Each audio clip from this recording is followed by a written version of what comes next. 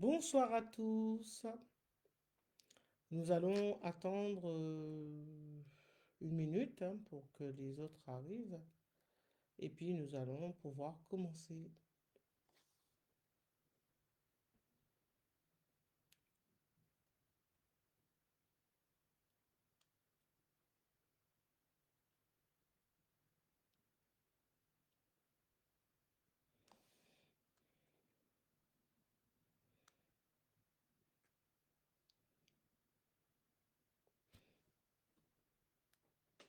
Donc voilà, sans plus tarder, nous allons commencer. Alors bienvenue à tous et à toutes, cadres, dirigeants, entrepreneurs. Aujourd'hui, nous allons explorer comment la connaissance de soi peut transformer la confiance en soi. Je suis ravi, vraiment ravi d'être ici avec vous ce soir pour partager ce sujet avec vous. Mais vous ne me connaissez peut-être pas encore. Permettez-moi de me présenter. Je suis Lydia Lécusson. Je suis fondatrice de Optime RH. Je suis psychologue. Je suis coach. J'accompagne les personnes, les cadres, les dirigeants, les entrepreneurs en manque d'accomplissement à retrouver le plaisir au travail grâce à ma méthode de psy-coaching personnalisée, OptiMéthode. Alors, êtes-vous un cadre, un dirigeant, un entrepreneur qui avait du mal à développer la confiance, une confiance inébranlable? Alors, sachez que vous n'êtes pas les seuls, puisque de nombreux cadres, de nombreux dirigeants, de nombreux entrepreneurs manquent cruellement de confiance en eux. Car la vie d'un cadre, d'un entrepreneur, d'un dirigeant est faite de beaucoup de pression. C'est une course effrénée vers les objectifs, vers les résultats, vers les performances. Et cette pression constante empêche justement de se fixer et d'avoir une bonne réflexion sur soi-même pour apprendre à mieux se connaître et par là même pour développer une bonne confiance en soi, une confiance en soi inébranlable, basée sur des valeurs profondes, des motivations et des aspirations, hein, ses propres aspirations. Alors, si c'est le cas pour vous aujourd'hui, sachez que nous allons y remédier, puisque dans cette formation, nous allons voir 3 points essentiels. Le premier point, nous allons voir pourquoi la plupart des cadres, des dirigeants, des entrepreneurs ne se connaissent pas et ne parviennent pas à développer une confiance en soi, hein, inébranlable. Le deuxième point que nous allons voir, c'est évidemment les erreurs qu'ils font couramment, hein, les cadres, les dirigeants, les entrepreneurs, pour développer une bonne confiance en soi. Et puis, le troisième point que nous allons aborder ce soir, c'est vraiment voir comment ce qui fonctionne réellement, hein, lorsqu'on veut développer une bonne confiance en soi, une confiance en soi inébranlable. Et nous verrons par là l'approche même d'OptiMéthode. Donc, nous allons aborder ces 3 points en détail.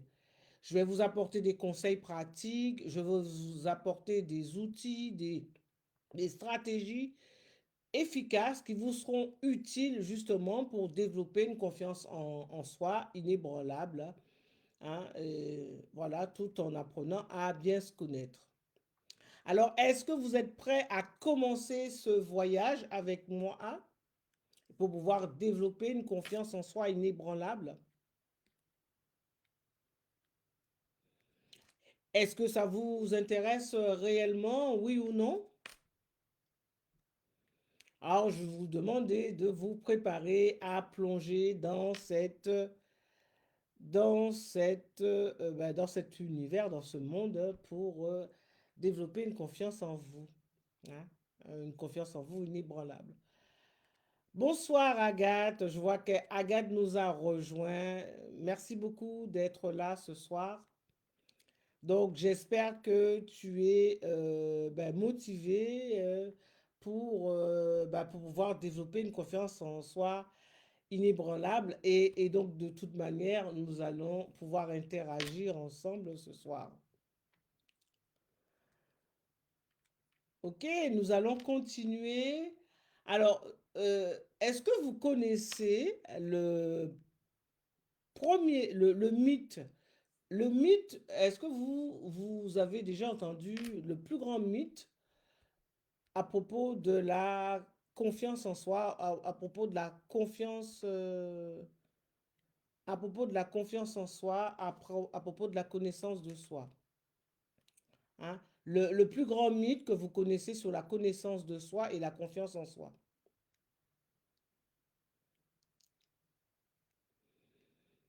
Alors, le plus grand mythe concernant la connaissance de soi et de la confiance en soi, c'est l'idée que ces qualités-là sont innées. Hein, ce sont des qualités qui sont données une fois pour toutes, comme la couleur des yeux. Et que c'est immuable, ça ne change pas.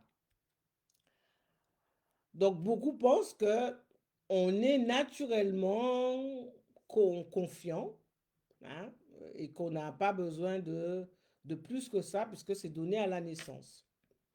Et qu'il est carrément impossible de développer ces traits-là. Vous conviendrez avec moi que ce mythe est complètement démoralisant parce que ça suggère que lorsqu'on manque de confiance en soi, eh ben on ne peut rien faire de plus puisque de toute manière c'est comme ça, on doit accepter. Mais en réalité, c'est vraiment tout autre chose puisque la connaissance de soi, la confiance en soi, eh ben, ce sont des qualités qui se développent, hein, qui se développent, hein, et qu'on peut, même si au départ on n'a pas confiance en soi, eh ben, apprendre à avoir confiance en soi. Et ça se développe avec le temps, justement, par des efforts et des bonnes pratiques. Et ce n'est nullement statique, mais c'est plutôt quelque chose de dynamique, la confiance en soi, selon l'expérience que l'on fait et le contexte. Donc, c'est quelque chose qui fluctue au gré des expériences. Contrairement à la croyance populaire, cela nécessite véritablement un travail continu d'introspection régulière avec les interactions, des interactions sociales, l'environnement de travail, les expériences de vie, hein, tout ça mélangé, bah, c'est ce justement qui va permettre de développer une bonne confiance en soi. Et donc, je pense sincèrement qu'il faut démystifier ces idées fausses et c'est essentiel pour notre développement personnel.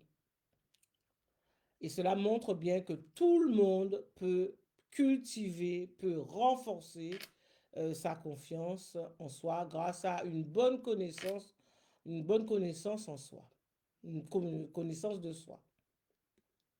Et dès lors, on peut transformer sa vie professionnelle et sa vie personnelle. Alors, qu'est-ce que vous pensez de tout ça? Est-ce que ça fait sens pour vous?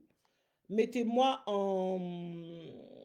justement en commentaire si cela fait sens pour vous, en mettant tout simplement hashtag sens si ça fait sens pour vous. Et est-ce que vous-même, est-ce que vous avez déjà essayé de développer votre confiance en soi?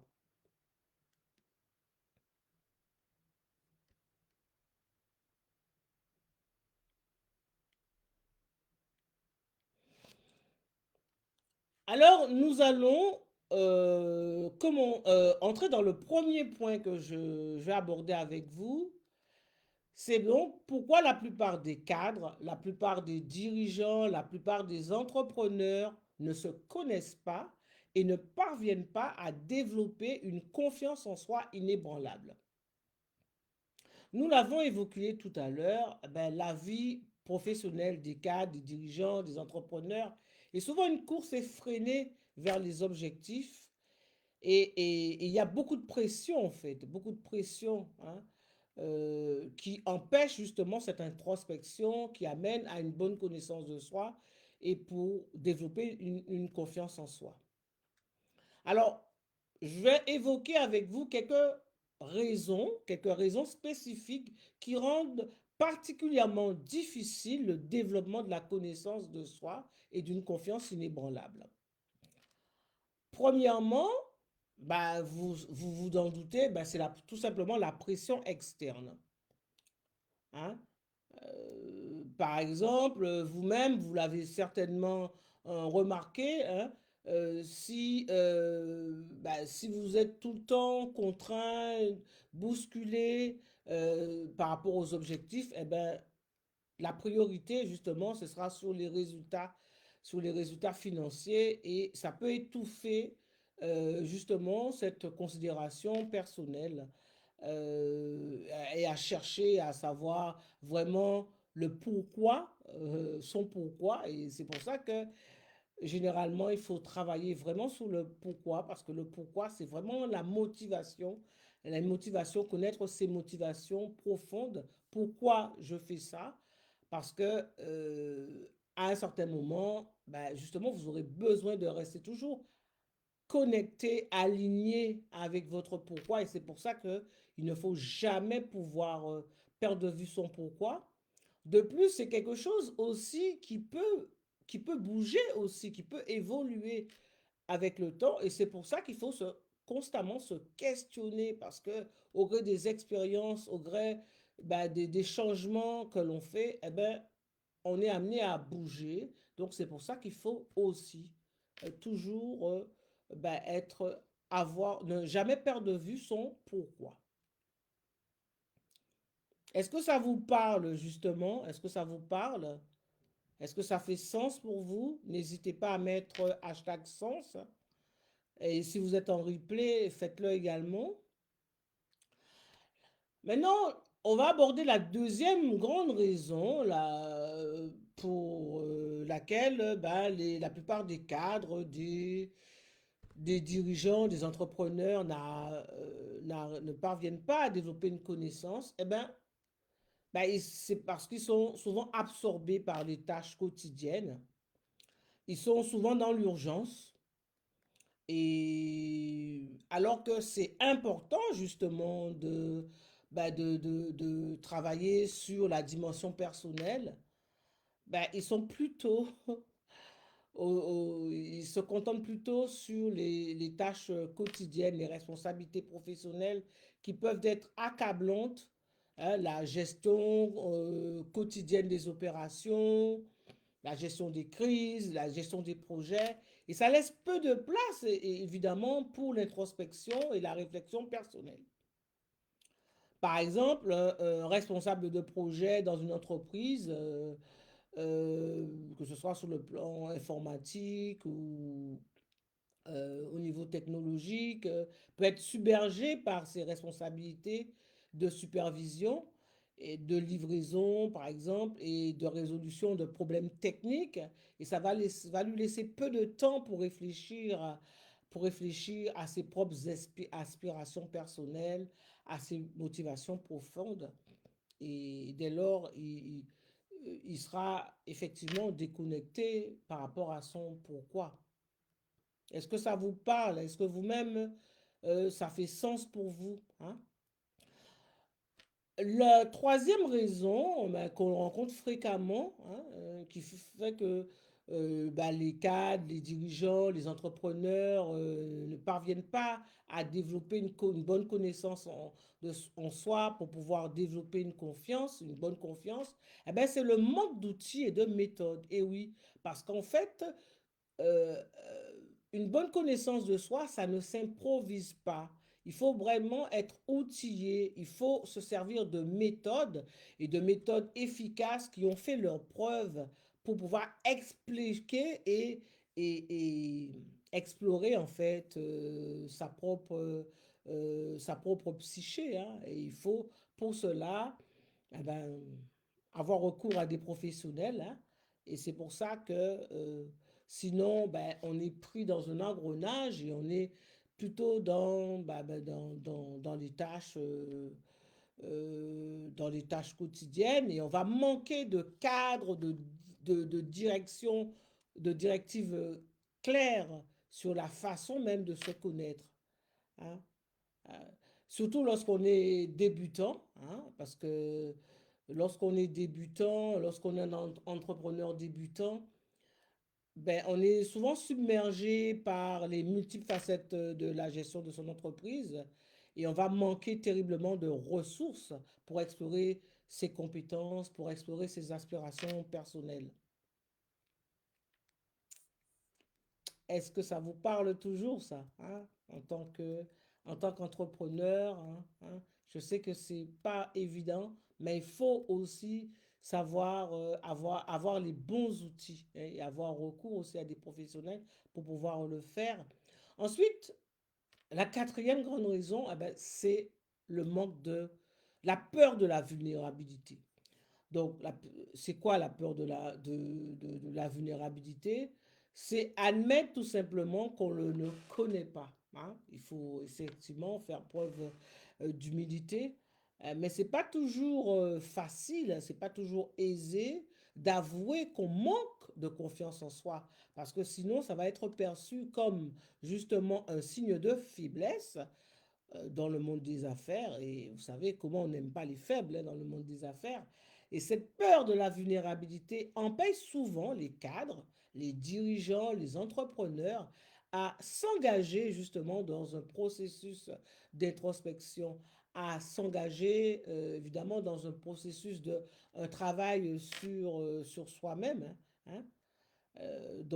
C'est pour ça que beaucoup de cadres, beaucoup de dirigeants, d'entrepreneurs préfèrent, par crainte justement de montrer des signes de faiblesse, eh ben, ne pas chercher à aller plus loin et ne pas avoir recours à des conseils pour avoir des méthodes, des outils. Et donc, du coup, ben, ça les empêche évidemment de pouvoir prendre du recul, de rechercher des conseils extérieurs, et ce qui va considérablement limiter leur potentiel de croissance, hein, de croissance personnelle. Est-ce que ça vous parle toujours, hein?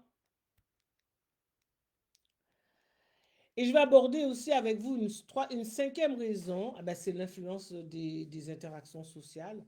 Parce que vous savez, les interactions sociales, les environnements de travail jouent aussi un rôle très très important dans le développement de la connaissance de soi. Et c'est pour ça qu'il ne faut pas perdre non plus de vue cette dimension que vous avez aussi avec l'autre, parce que il y a des environnements qui sont hautement compétitifs et effectivement, là, dans ces environnements-là, ça peut éroder, ça peut réduire même la confiance qu'on a en soi plutôt que de renforcer, hein. Hein, par exemple, les interactions qu'on a au sein d'une équipe de direction ou avec des partenaires commerciaux, ben, ça peut être effectivement des environnements très compétitifs, hein, incitant souvent les cadres, les dirigeants, les entrepreneurs à masquer leurs doutes plutôt que de les aborder ouvertement. Donc, on cache ça, plutôt que d'en parler, hein, ouvertement.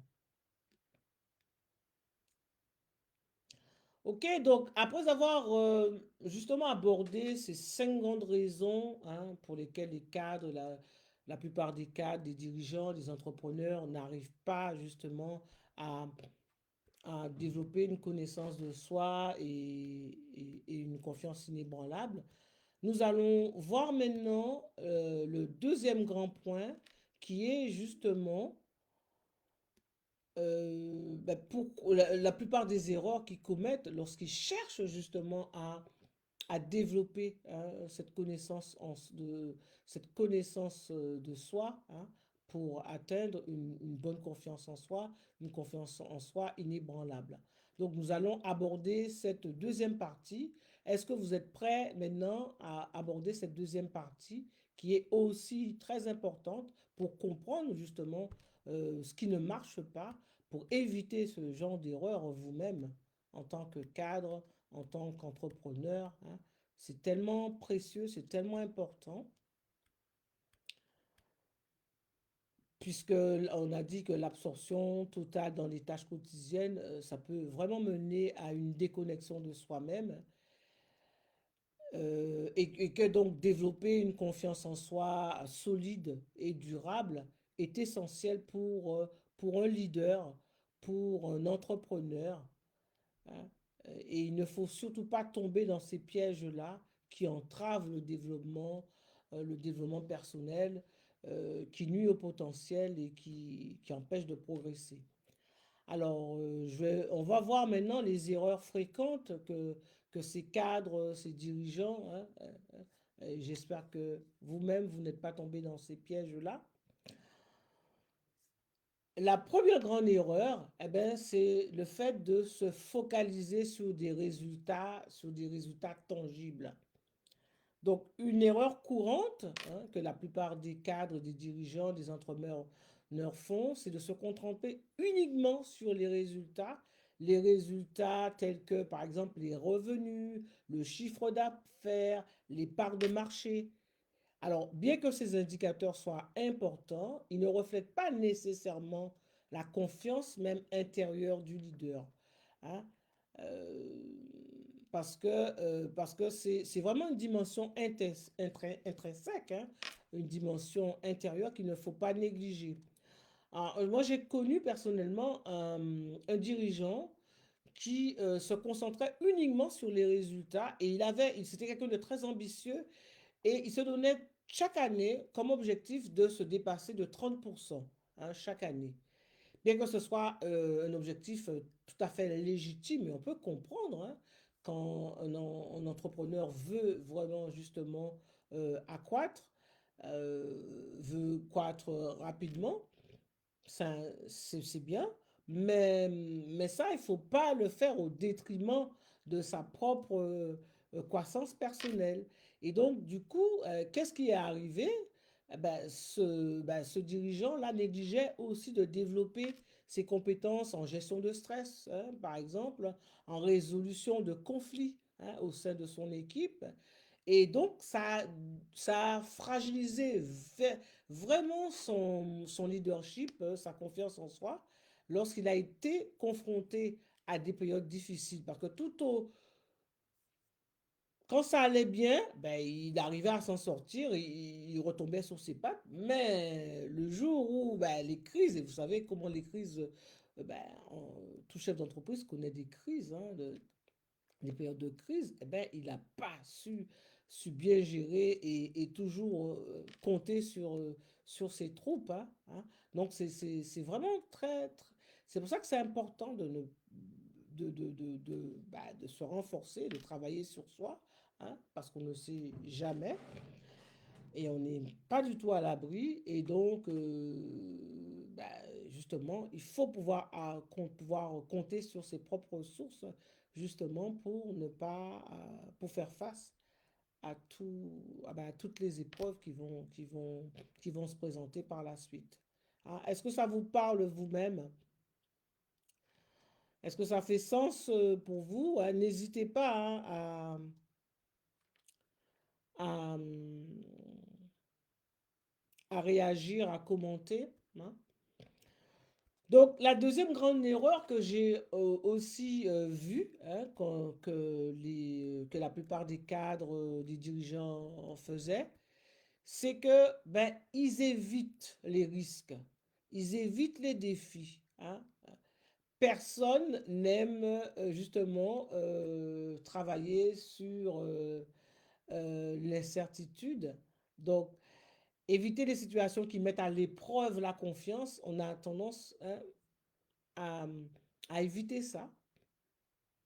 Et c'est une erreur commune qu'on voit chez les cadres, chez les dirigeants, les entrepreneurs également. Parce que tout simplement, ben, on aime bien rester dans sa zone de confort, hein, et donc on n'aime pas les sorties de zone. Et pourtant, c'est comme ça qu'on en avance, hein. Donc, j'ai également justement rencontré un entrepreneur dans le secteur de la mode qui hésitait justement à se lancer dans une nouvelle gamme de lignes de vêtements innovantes parce qu'il avait l'impression qu'il était en avance un peu sur le marché et que son offre ce qu'il présentait, c'était un peu trop avant-garde. Donc, il est resté toujours dans sa zone de confort et n'a pas pris ce risque-là, même si, par ailleurs, il avait développé justement cette gamme de produits c'est une gamme très, très innovante, hein. Donc, pour lui, ben, le marché n'était pas prêt justement à aller dans cette direction. Alors, ce qui s'est passé, c'est non seulement qu'il a freiné le potentiel de croissance de son entreprise, mais il a également freiné sa propre confiance en ses capacités entrepreneuriales. Et donc, de toute façon, il faut sortir de sa zone de confort, il faut prendre des risques parce que les choses bougent et il faut aussi bouger avec son temps. Sinon, ben, si on ne bouge pas, eh ben, on recule. Et ce qui est arrivé, c'est que ben, il a eu, ben, il a pas pu avancer et donc du coup, il a dû se remettre en question, hein, à un certain moment parce qu'il a connu lui-même une crise de confiance. La troisième grande erreur qu'on voit aussi chez les cadres, les entrepreneurs, eh ben, c'est de négliger tout simplement le développement personnel, puisque ben, c'est ne pas aller à la pêche des outils, à la pêche des méthodes, hein. Et c'est une erreur très grave, hein, de négliger le développement personnel au profit du développement professionnel, c'est-à-dire au profit de la technique, hein, hein. Donc, on va beaucoup investir en termes de formation dans le domaine de la technique et on négliger, hein, cette partie personnelle là. Et ça se voit par exemple, j'en veux pour exemple ce directeur financier qui justement, il investissait beaucoup sur ses compétences analyse financière avancées et il négligeait tout à fait ses compétences en leadership, en gestion d'équipe. Et cette négligence a finalement été fatale et parce que ça a été ça a nuit gravement à sa confiance en soi en tant que leader, parce que tout leader doit effectivement travailler sur sa confiance et c'est tellement important. Alors, est-ce que ça vous parle toujours? Est-ce que ça fait toujours sens pour vous, tout ça? L'erreur aussi, hein, une quatrième erreur qu'on voit chez les cadres, chez les dirigeants, c'est le fait de ne pas solliciter le feedback ou les conseils externes.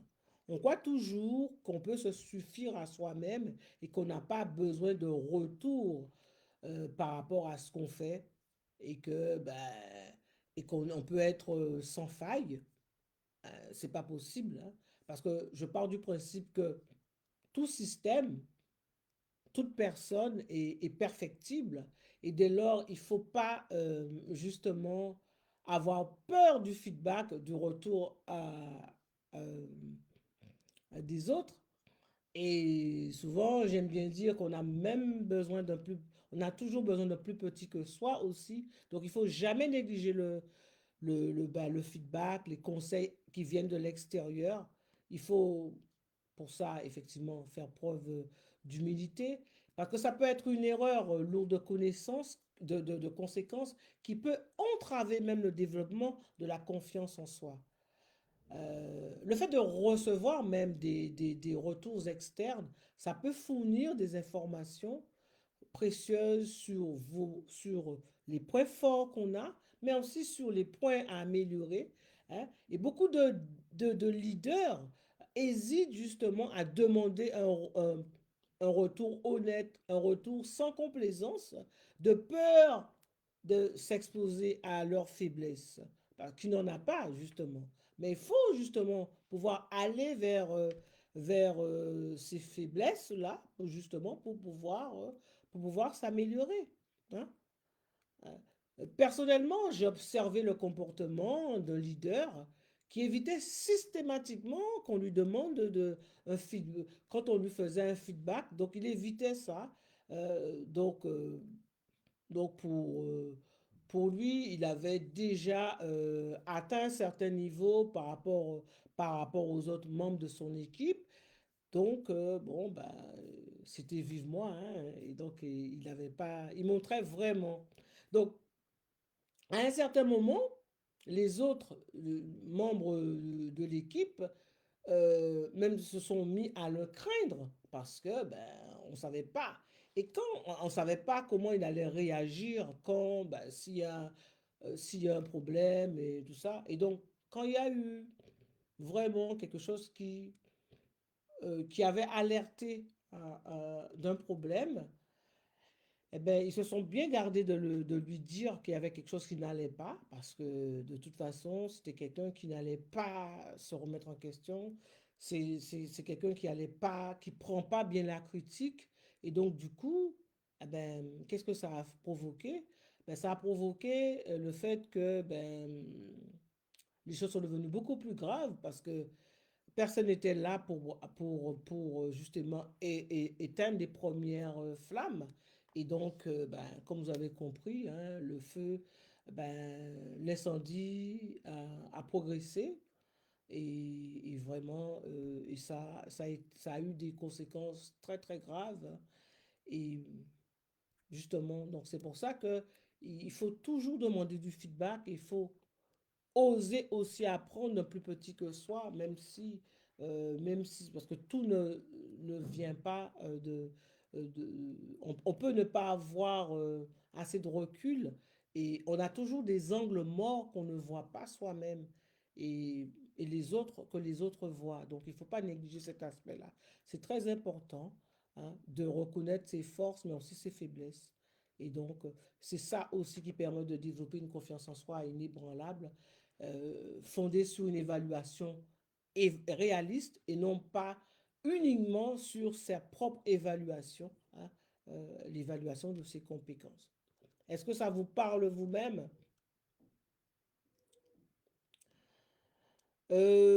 Après, je vais vous parler d'une cinquième erreur que les cadres, les dirigeants, les entrepreneurs font, c'est le fait de manquer de clarté sur les objectifs personnels. C'est tellement important d'avoir une vision claire par rapport à ses objectifs personnels, hein, parce que le fait de ne pas avoir une vision claire de ses objectifs personnels peut également être une erreur qui peut être lourde de conséquences.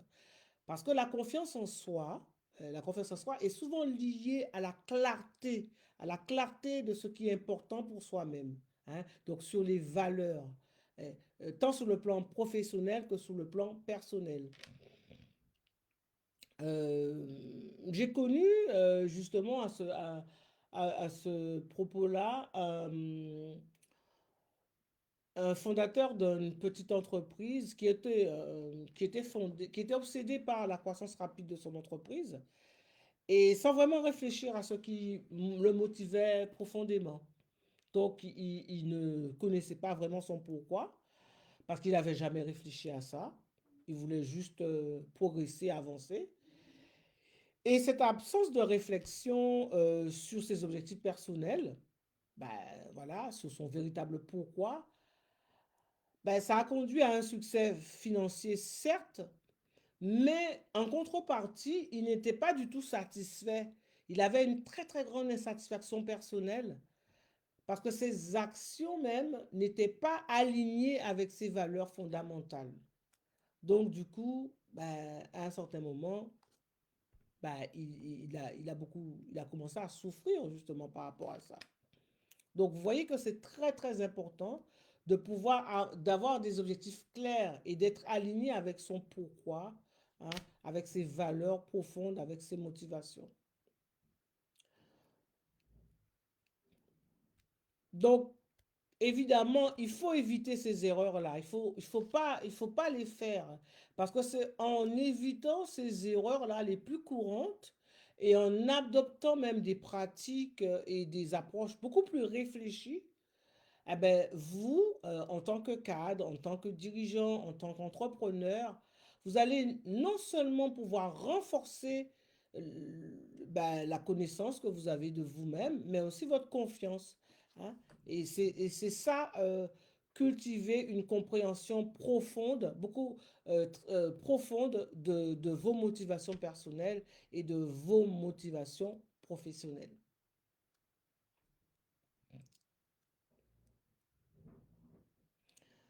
OK? Alors maintenant,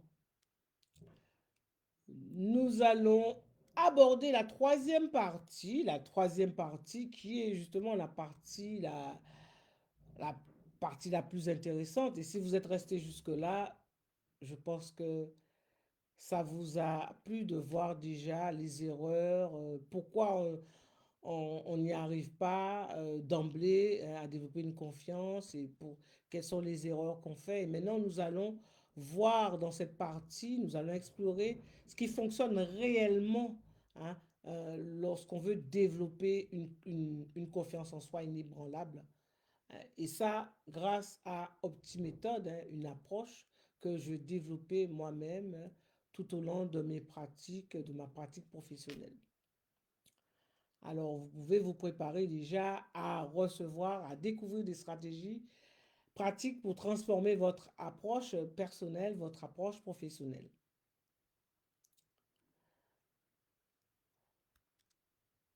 Lorsqu'on veut véritablement se connaître et développer une confiance en soi inébranlable, plusieurs approches, plusieurs pratiques sont essentielles. L'optiméthode, cette approche que j'ai développée, offre justement un aspect beaucoup plus structuré qui justement amène beaucoup plus d'efficacité pour se connaître profondément et pour pouvoir développer une confiance en soi inébranlable. Cette méthode peut être mise en œuvre pour atteindre un certain nombre d'objectifs. Alors, à ce stade, je vais vous donner des outils pratiques, des stratégies pratiques pour y arriver. La première chose qui est important que vous fassiez, c'est de pratiquer ce que j'appelle une introspection régulière. Ce qui est important, c'est de prendre toujours le temps de réfléchir, sur ses pensées, de réfléchir sur ses émotions, de réfléchir sur ses forces, mais aussi sur ses faiblesses. Et ça, c'est très important. Ça peut inclure des moments de méditation, hein, et la méditation, ça peut être quelque chose de très simple, hein. C'est juste s'asseoir dans un endroit calme et se concentrer sur sa respiration et de faire le calme de son esprit. Ça peut être aussi une autre approche, une autre méthode, c'est par rapport au journaling. Le journaling, c'est le fait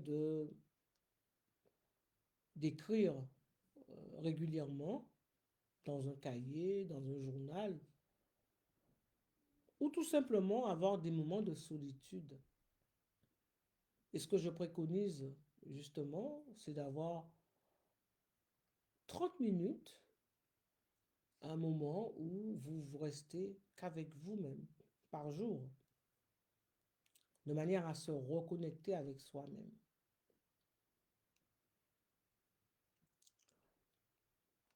C'est ce que j'appelle euh, à Optimera, c'est l'exploration des profondeurs de soi.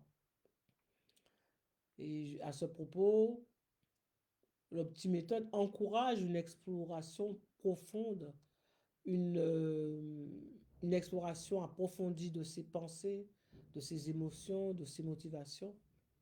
Et ça, on peut le faire à travers des exercices de réflexion personnelle, des techniques de psychologie, notamment sur le plan cognitif, comportemental, de la psychologie positive aussi.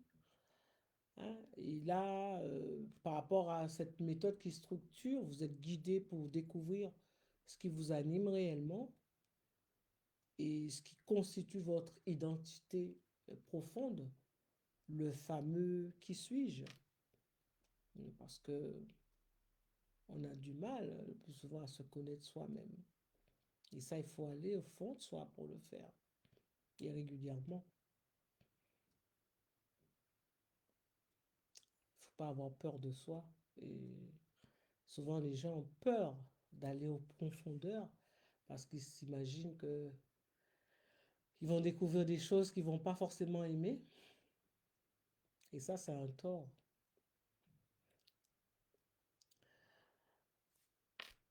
La euh,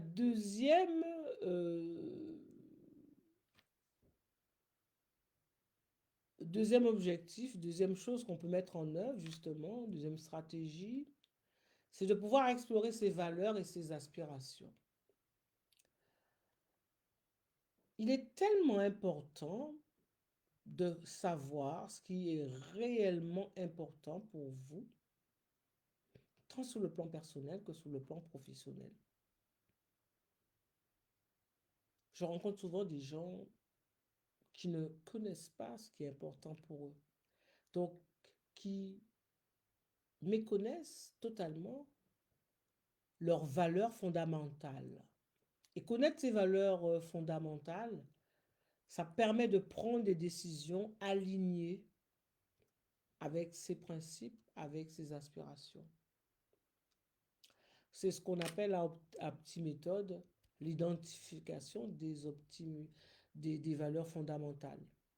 Et c'est un pilier essentiel de l'optiméthode, c'est l'identification et la clarification des valeurs personnelles, de ses valeurs personnelles, mais aussi de ses valeurs professionnelles. Parce que c'est en définissant ce qui est important dans sa vie que vous allez pouvoir aligner vos actions et vos décisions sur ces principes fondamentaux et ça va renforcer ainsi votre authenticité et votre confiance. Et vous aurez une confiance inébranlable basée sur vos valeurs profondes.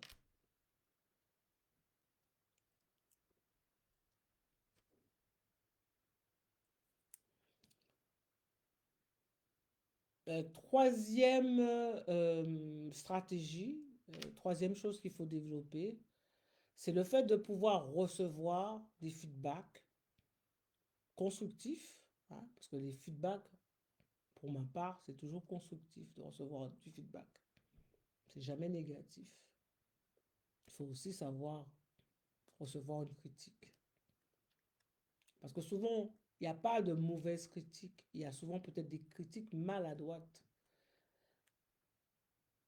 Donc, c'est pour ça qu'il faut pouvoir solliciter des retours honnêtes et constructifs et pas de complaisance de la part de ses collègues, de la part de ses mentors ou des coachs. Et ça, c'est important, c'est essentiel justement au développement de la connaissance de soi pour pouvoir développer une confiance en soi. Ça va vous permettre d'identifier vos zones d'amélioration et ça va vous permettre de renforcer vos points forts et ça de manière objective. C'est ce qu'on appelle en petite méthode le feedback structuré.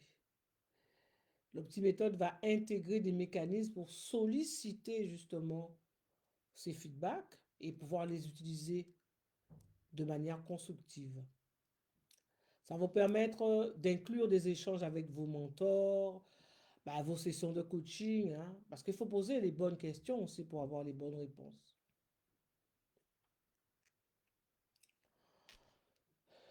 Et c'est ça qui permet justement d'être efficace. Parce que ces retours d'informations sont précieux. Hein, parce que ça va vous aider justement à ajuster, à affiner la perception que vous avez de vous-même et ainsi renforcer votre confiance en vous à partir d'une base beaucoup plus réaliste, beaucoup plus informée. Et ça, c'est important aussi.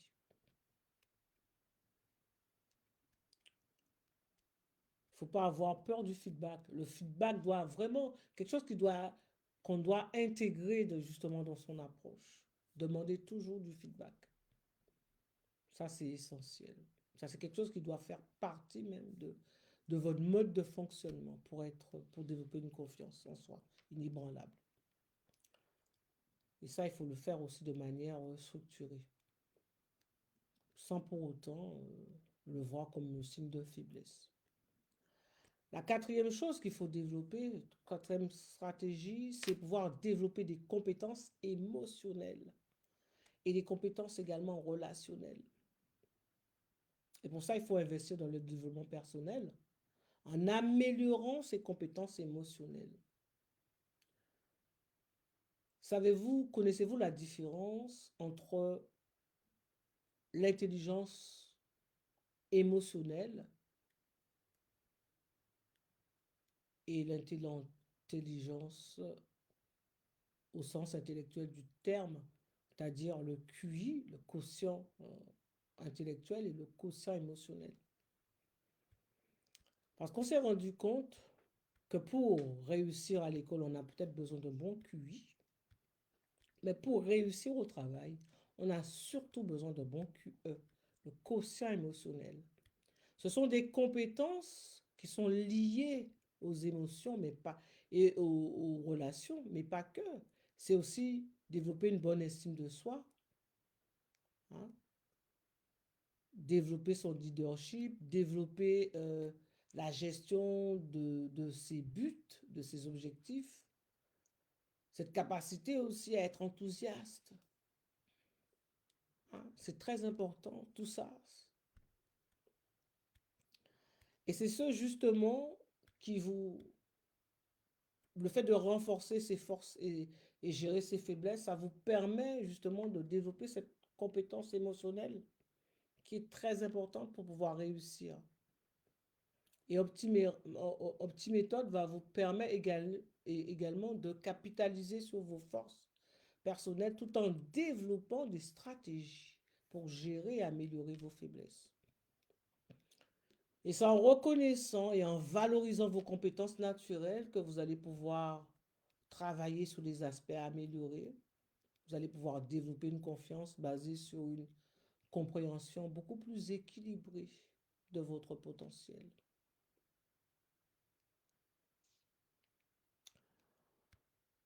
Mais pour cela, et ça c'est la cinquième stratégie, cinquième chose qu'il faut développer, c'est de pouvoir fixer des objectifs personnels clairs.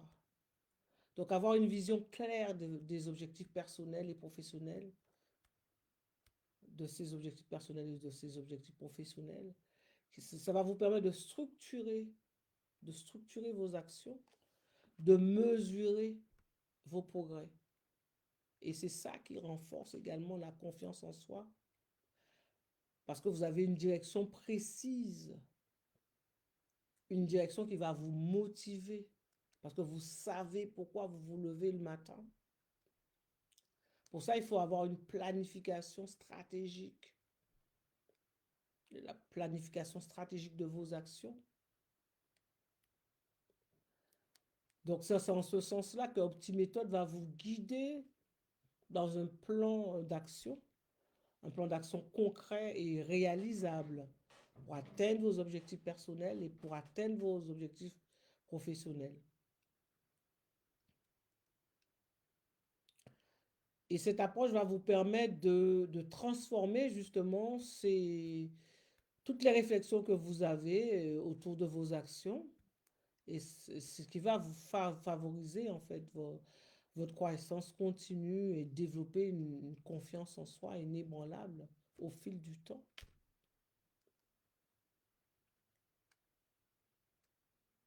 Ce qu'il faut comprendre par tout ça, c'est que c'est très important d'avoir des outils structurés comme l'optiméthode.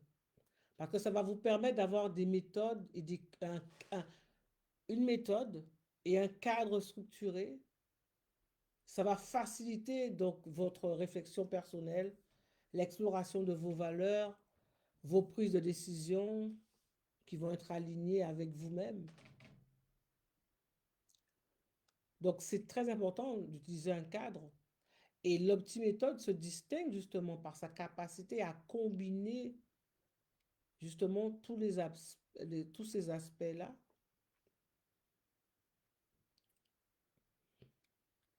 Parce que c'est d'abord une réflexion stratégique, des outils pratiques qui vont faciliter justement ce voyage profond vers la connaissance de soi et la construction d'une confiance en soi inébranlable.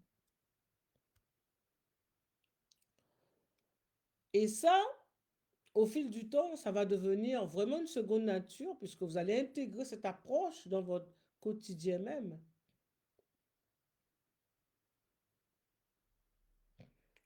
Et les cadres, les dirigeants, les entrepreneurs qui vont utiliser cette méthode peuvent non seulement améliorer leur performance professionnelle, mais surtout, ils vont pouvoir cultiver un bien-être personnel, mais un bien-être aussi qui va être durable, un bien-être aussi authentique. C'est le cas de Pauline, hein, cette dirigeante d'entreprise que j'ai connue, qui a utilisé cette méthode. Pauline, c'est une dirigeante d'entreprise ambitieuse et dynamique qui a pris la décision d'intégrer OptiMethod dans sa gestion quotidienne.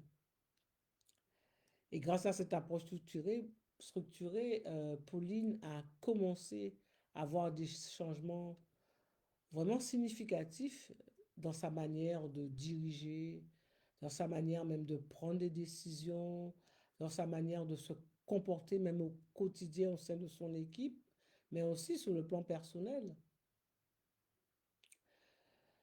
Ce que ça a apporté à Pauline, hein, l'optiméthode, c'est d'abord à clarifier ses priorités, parce que c'est tellement important de clarifier ses priorités aussi bien personnelles que professionnelles. Et c'est en prenant le temps de réfléchir sur ses valeurs fondamentales, sur ses aspirations profondes, sur ses motivations, elle a pu vraiment aligner de manière efficace ses objectifs stratégiques avec ce qui comptait vraiment pour elle. Et cela lui a apporté vraiment une nouvelle clarté, une vision beaucoup plus structurée, beaucoup plus définie, hein, par rapport à par rapport à la voie la direction dans laquelle elle souhaite faire évoluer son entreprise. Et inévitablement, ce qui s'est passé, c'est que Pauline a développé beaucoup plus de confiance, beaucoup plus de leadership, hein, parce qu'elle était d'abord très plus à l'aise avec elle-même, hein, parce qu'elle pouvait parler avec beaucoup plus d'assurance. Elle a pu renforcer sa confiance en ses décisions stratégiques, parce qu'en explorant ses forces personnelles, en développant des compétences émotionnelles aussi, hein, et relationnelles grâce à l'optiméthode, elle a pu vraiment aborder les défis avec beaucoup plus d'assurance, beaucoup plus de résilience, hein. Donc, c'est quelqu'un de calme. Elle est devenue vraiment quelqu'un de calme, hein, qui ne se fâchait pas comme ça. Euh, et avant, c'est arrivé qu'elle sorte de ses gonds. Mais là, non. Elle pouvait garder son calme en toutes circonstances, pouvoir gérer ses émotions en toutes circonstances. Et c'est cette capacité à gérer ses émotions, à gérer son stress, et surtout les situations complexes, les situations de crise, qui ont vraiment fait la différence par rapport à ce qu'on connaît d'elle auparavant. Et ça lui a permis de prendre vraiment des décisions dans le calme, dans la tranquillité. Et ça de manière réfléchie et de manière, surtout de manière efficace. Et sur le plan de leadership même, l'intégration d'OptiMéthode a transformé la manière même que Pauline interagissait avec son équipe. Parce que qu'est-ce qu'elle a fait de plus avec son équipe? Elle a valorisé l'écoute. Elle a eu une écoute beaucoup plus active, une écoute empathique, une communication beaucoup plus ouverte aussi. Pas comme dans le cas précédent où, au contraire, on a peur de dire quand ça ne va pas. Donc, elle a créé une atmosphère, un environnement de travail beaucoup plus collaboratif, beaucoup plus motivant. Donc, les membres même de son équipe se sentaient beaucoup plus engagés, beaucoup plus impliqués, parce qu'ils se sentaient soutenus, ils se sentaient compris.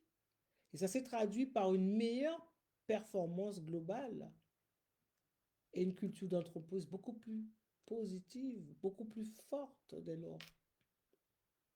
Donc, c'est vraiment tous ces changements-là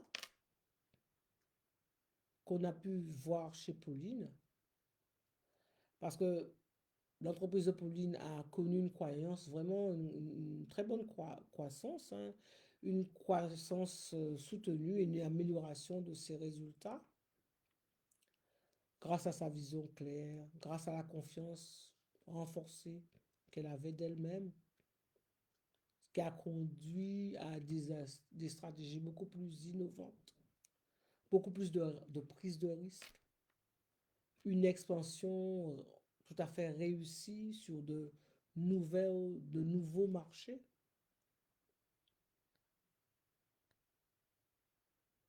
Et ses partenaires, hein, notamment les partenaires commerciaux qu'elle avait, ben, ont reconnu, hein, ses capacités à conduire son entreprise avec habilité, avec intégrité, avec une vision à long terme. Et aujourd'hui, ben, Pauline est non seulement une dirigeante respectée dans son industrie, mais aussi c'est une mentor pour d'autres leaders émergents. Alors, elle continue, hein, d'utiliser OptiMethod parce que elle l'a complètement intégré dans sa manière d'être au quotidien. Parce que c'est vraiment un outil puissant que lorsqu'on acquiert, ben, ça fait partie de soi. Et souvent, elle encourage aussi ses collaborateurs à faire comme elle. Elle est devenue même, euh, oui, c'est leur mentor, c'est leur coach. Donc Pauline a non seulement transformé son entreprise, mais aussi sa propre vie, hein, en développant un exemple inspirant de leadership authentique et de croissance personnelle.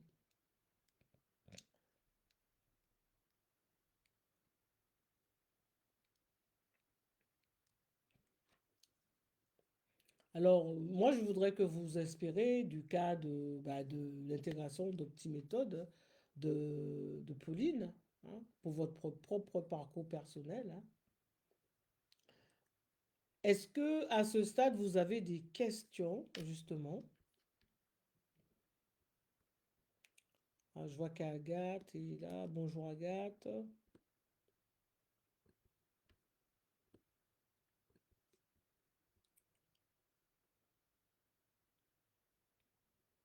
Je vois pas trop les...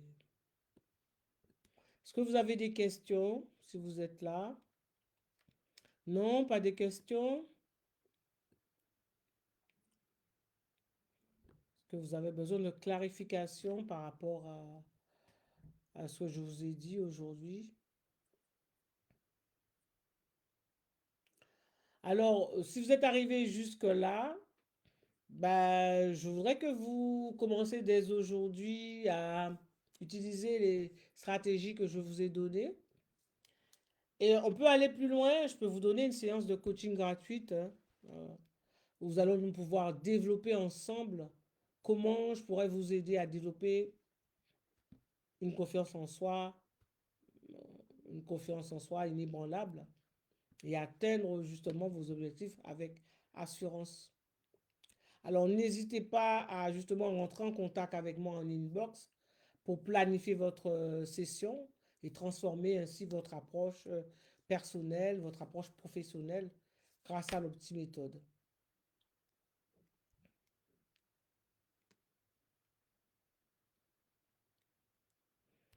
Merci, hein, merci vraiment infiniment à tous d'avoir assisté à cette formation sur la connaissance de soi et sur la confiance en soi, hein, pour pouvoir développer son leadership, hein. Hein, nous avons pu explorer justement les conséquences, les stratégies pratiques pour mieux se connaître, renforcer son leadership dans le monde professionnel, parce que c'est important justement pour développer son entreprise, pour pérenniser son entreprise.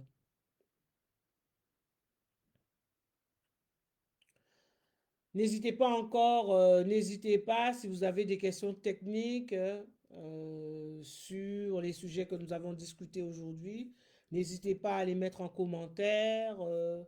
Voilà, je suis là pour répondre à vos interrogations et approfondir certains points si nécessaire.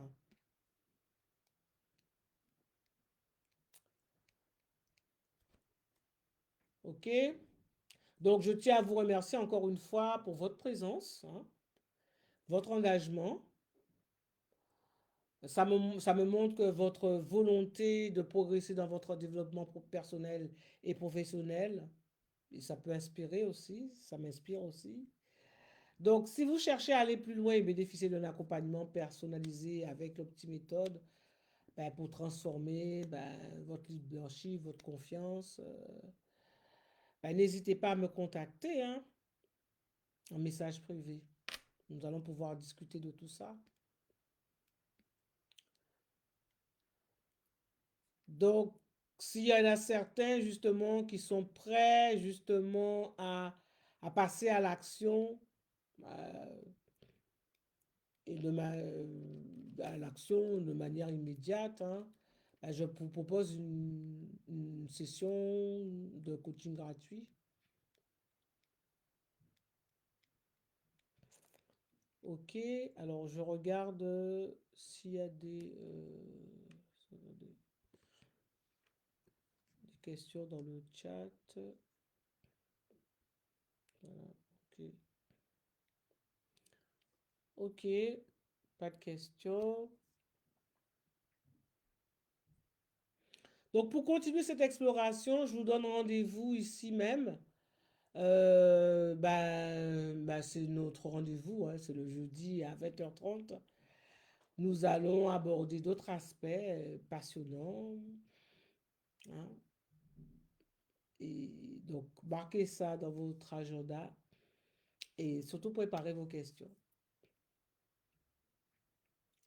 Ok, ben, je vous remercie encore et je vous dis à très bientôt pour de nouvelles découvertes et avancer ensemble. Bonne soirée, au revoir.